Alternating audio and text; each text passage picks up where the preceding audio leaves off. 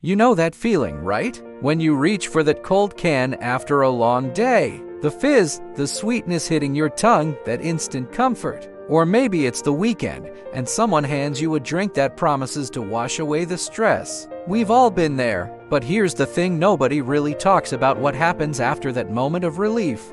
Picture this, you're at your desk, it's PM, and you're crashing. Your hand reaches for that familiar can of Pepsi almost automatically. One sip, and you feel alive again. But here's what your body's actually experiencing. Every time you take a sip, you're flooding your system with about 10 teaspoons of sugar. Your pancreas goes into overdrive, pumping out insulin like it's fighting a war. And for a moment, you do feel better. That's the spike. But then comes the crash. An hour later, you're more tired than before. So what do? You reach for another can. And just like that, you're caught in a cycle that feels impossible to break. I know you've felt it, that sluggishness that never quite goes away, even after a full night's sleep. That's because your body isn't sleeping. It's fighting to process all that sugar, all that phosphoric acid eating away at your bones, tooth by tooth. And the weight? It creeps up so slowly you barely notice. A pound here, 2 pounds there. Your favorite jeans don't fit the same way anymore. You look in the mirror and wonder when that happened. It's not overnight, it's every can, every bottle, every just one more. Now let's talk about the other escape. The one that's socially acceptable, even celebrated.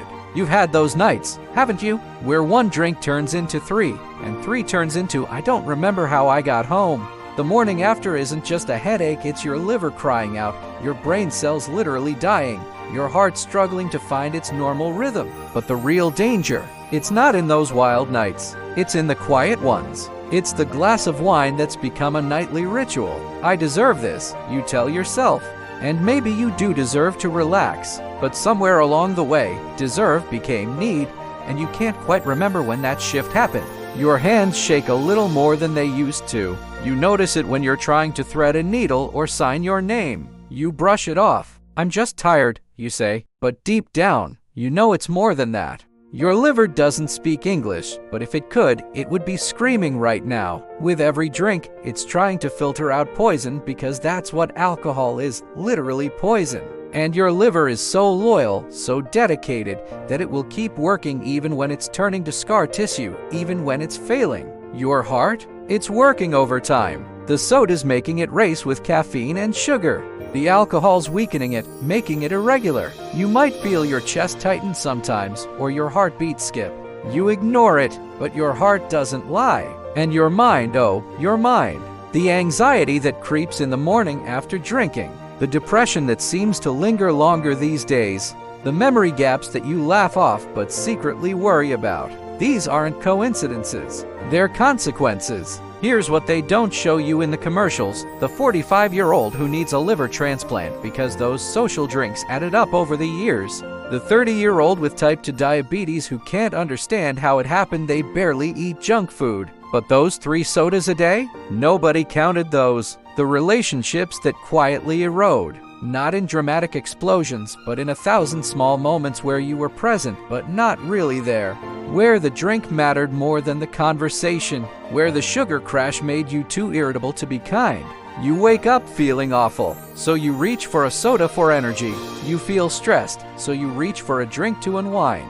You feel guilty about drinking, so you tell yourself you'll just have soda instead. But then the soda makes you crave more sugar, and the cycle continues. And somewhere in this loop, you lost yourself. The version of you that had energy without caffeine. The version that could relax without alcohol. The version that could face stress without needing an escape in a can or a bottle. I'm not here to judge you. I'm not here to tell you you're weak or broken, because you're not. You're human. And these drinks, they're designed to hook you. Billions of dollars go into making sure that can of soda tastes irresistible, that alcohol feels like the answer to everything. But here is the truth they do and want you to know. You are stronger than the craving.